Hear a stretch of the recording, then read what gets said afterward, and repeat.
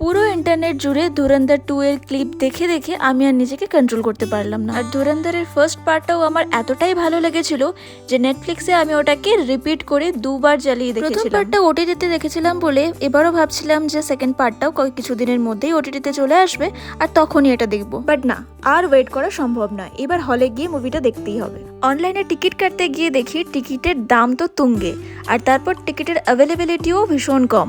আগে থেকে জেনে গেছিলাম যে মুভির ডিউরেশনটা নাকি অনেক বড়, আর সেই কারণে একটু দুপুরের দিকে টিকিট কাটতে চাইছিলাম, বাট টিকিট অ্যাভেলেবেল না পাওয়ার কারণে 8:40 একটা শো বুক করতে হলো। ফার্স্ট পার্টটা দেখার পর রণবীর সিং এর লুক, অ্যাক্টিং সমস্ত কিছু দেখে আমি ভীষণ এক্সাইটেড ছিলাম ধুরন্ধর 2 দেখার জন্য। আর লিটারেলি মুভি হলে যখন ঢুকেছিলাম তখন ছিল সন্ধেবেলা, আর বেরিয়ে দেখি অর্ধেক রাত হয়ে গেছে। মুভির ডিউরেশনটা এতটাই লম্বা, but no doubt that was a amazing movie. অনেকদিন পর এত ভালো একটা মুভি হলে গিয়ে দেখলাম। আই নো কি টিকিটের দাম ছিল অনেক বেশি আর মুভির টাইমিংটাও ছিল ভীষণ অদ্ভুত টাইমে, but it's totally worth it.